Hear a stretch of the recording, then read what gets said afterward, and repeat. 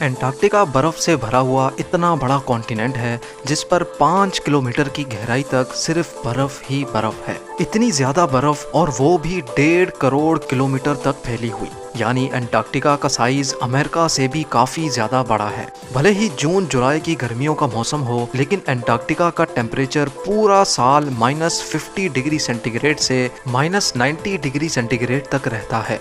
इस शदीद तरीन ठंड की वजह से ही यहाँ जिंदगी की उम्मीद बहुत ही कम है। लेकिन उसके बावजूद भी पूरे एंटार्क्टिका में 400 से भी ज्यादा लेक्स डिस्कवर हो चुकी हैं, जो बर्फ की लेयर के नीचे छुपी हुई है। एंटार्क्टिका में ना ही कोई टाइम जोन फॉलो होता है और ना ही यहाँ किसी कंट्री का कब्जा है। हत्ता कि पूरे एंटार्क्टिका में सिर्फ 2 ATM मशीन्स लगी हुई है। कई लोगों का मानना है कि एंटार्क्टिका की बर्फ के नीचे कई राज पोशीदा है। कुछ का तो ये भी मानना है कि बर्फ से ढके हुए इस मिस्टीरियस कॉन्टिनेंट के नीचे एक अलग ही दुनिया बसती है जहाँ एलियंस का राज है।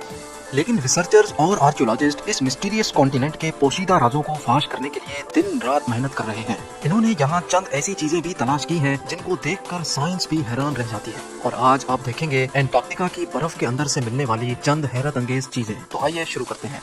नंबर 8। 2009 में एक डिस्कवरी ने रिसर्चर्स के रोंगटे खड़े कर दिए जब एंटार्क्टिका की बर्फ के अंदर से एक बिल्ली का ढांचा मिला। लेकिन इसमें हैरान करने वाली बात ये नहीं थी कि ये ढांचा बिल्ली का है, बल्कि हैरान करने वाली बात ये थी कि ये जिस बिल्ली का ढांचा था वो आम बिल्ली नहीं बल्कि अंडे देने वाली बिल्ली थी। जब रिसर्च लैब्स में इस अजीब बिल्ली के ढांचे पर मजीद तहकीक की गई तो मालूम पड़ा कि ये जानवर कम से कम भी 2 करोड़ 50 लाख साल पहले धरती पर पाया जाता था। नंबर 7। 2014 में आर्कियोलॉजिस्ट को एंटार्क्टिका से इंतहाई हैरान कर देने वाली इंसानी खोपड़ियां मिली। पहली हैरानी की बात यह थी कि एंटार्क्टिका में ये मिलने वाली पहली इंसानी खोपड़ियां थी, और दूसरी हैरानी की बात इन खोपड़ियों की शेप थी। जी हाँ, नॉर्मल खोपड़ियों के मुकाबले में ये खोपड़ियां काफी अलग दिखती थी क्योंकि इनके सर जरूरत से भी ज्यादा बाहर निकले हुए थे। साइंसदानों का मानना था कि खोपड़ियों की ऐसी शक्ल बचपन से ही अजीब आदतों की वजह से बनती है, और ये आदतें हजारों साल पहले एंशिएंट सिविलाइजेशन में अपनाई जाती थी। इस तरह की खोपड़ियां आर्कियोलॉजिस्ट को इजिप्ट और पेरू से भी मिल चुकी है। तभी उनका शक है कि शायद हजारों साल पहले एंटार्क्टिका में भी लोग बसते थे और उनका कुछ न कुछ रिलेशन एंशिएंट इजिप्ट सिविलाइजेशन से जरूर होगा। नंबर 6। पिछले 50 सालों के दौरान एंटार्क्टिका से 10,000 से भी ज्यादा मीटेराइट्स मिल चुके हैं। मीटेराइट्स ठोस पत्थर के ऐसे टुकड़े होते हैं जिनका ताल्लुक हमारी धरती से नहीं होता, बल्कि वो किसी और धरती से टूट कर आए होते हैं। साइंसदानों का मानना है कि मिलने वाले मीटेराइट्स में से कई 7 लाख साल से भी ज्यादा पुराने हैं। वैसे तो ये पता लगाना बहुत ही मुश्किल है कि इन मीटेराइट्स का ताल्लुक किन सितारों या प्लेनेट से है, लेकिन 2002 में एंटार्क्टिका पर गिरने वाला एक छोटा मीटेराइट 2015 में डिस्कवर किया गया था, और साइंस का मानना है कि ये कहीं और से नहीं बल्कि मार्स से टूटकर आया है, क्योंकि इस मीटेराइट के अंदर ऐसे बैक्टीरिया थे जो मार्स पर पाए जाते हैं। नंबर 5।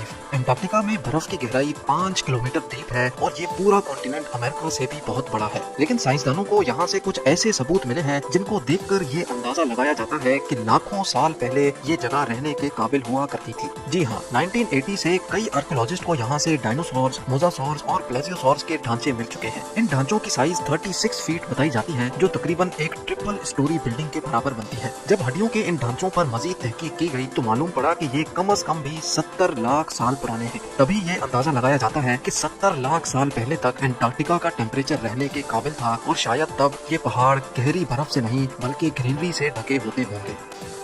नंबर 4। वाटरफॉल्स तो हम सबने कई बार देखे हैं, लेकिन एंटार्क्टिका में टेलर ग्लेशियर के मकाम पर एक पॉइंट ऐसा भी है जहां वाटरफॉल नहीं बल्कि ब्लड फॉल होता है। 1911 में टेलर नामी एक साइंटिस्ट ने पहली बार इस ब्लड फॉल को डिस्कवर किया था। कई सदियों तक यही माना जाता था कि वाकई इस ग्लेशियर के अंदर से खून बहता है, लेकिन मॉडर्न साइंस ने जब इस पर मजीद रिसर्च की तब उनको जो मालूम पड़ा वो इससे भी ज्यादा हैरत अंगेज था।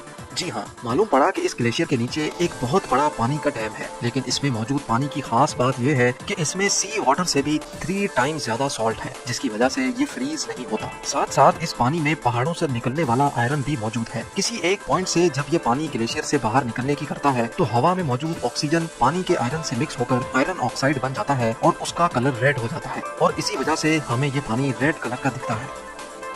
नंबर 3। ब्लड फॉल ग्लेशियर के नीचे मौजूद पानी में साइंसदानों को एक और हैरान करने वाली चीज भी मिली। पानी में टोटल 17 टाइप्स के बैक्टीरिया भी पाए गए, जिनको जिंदा रहने के लिए ऑक्सीजन और सनलाइट की भी जरूरत नहीं होती। एक्सपर्ट्स का मानना है कि ये बैक्टीरिया की ऐसी किस्म है जो ऐसे प्लैनेट्स पर पाई जाती है जहाँ पर ऑक्सीजन और सनलाइट का नामो निशान तक नहीं होता। लेकिन ये बैक्टीरिया हमारी धरती पर कैसे आए, ये राज अभी भी पोशीदा है। नंबर 2, हालांकि पूरा अंटार्कटिका बर्फ से भरा हुआ कॉन्टिनेंट है, ये देखकर सबको यही लगेगा कि यहाँ पानी की कमी होना मुमकिन नहीं है। लेकिन आपको ये जानकर हैरत होगी कि हमारी धरती पर अगर कोई सबसे ज्यादा खुश्क यानी ड्राई जगह है तो वो भी अंटार्कटिका में ही मौजूद है। ये ड्राई वैली अंटार्कटिका में ही डिस्कवर की गई थी, जहाँ पर पिछले 20 लाख सालों से एक मरतबा भी बारिश नहीं पड़ी, क्योंकि इस ड्राई वैली में तेज तरीन हवाओं का राज है, जिनकी स्पीड 320 किलोमीटर पर आवर तक जाती है। इसी वजह से साइंसदानों का मानना है कि तेज हवाओं की वजह से यहाँ मौजूद पानी का कतरा कतरा एवोपरेट हो चुका है। आपको ये भी बताते चले कि अर्थ के तमाम एटमॉस्फेयर में से इस ड्राई वैली का एटमॉस्फेयर लाखों किलोमीटर दूर मार्स से काफी मिलता जुलता है। इसी वजह से नासा ने अपना वाइकिंग रोबोट मार्स पर भेजने से पहले अंटार्कटिका की ड्राई वैली में टेस्ट किया था। और अब नंबर 1, आर्कियोलॉजिस्ट की एक टीम को अंटार्कटिका की बर्फ के अंदर 1100 फीट की गहराई से एक इंतहाई खौफनाक मखलूक का ढांचा मिला। ये पता लगाने के लिए कि ये ढांचा कौन से जानवर का है, कई एक्सपेरिमेंट्स किए गए, लेकिन हैरत अंगेज तौर पे इसका स्ट्रक्चर किसी भी जानवर से मैच ना हो सका। इस खौफनाक ढांचे की लंबाई 8 फीट बताई जाती है, जिसकी हड्डियां बॉडी से निकली हुई है। कई सालों की मेहनत के बाद भी आज तक ये पता नहीं लगाया जा सका कि ये जानवर कौन सा था और आखिर इस धरती पे आया कहाँ से था।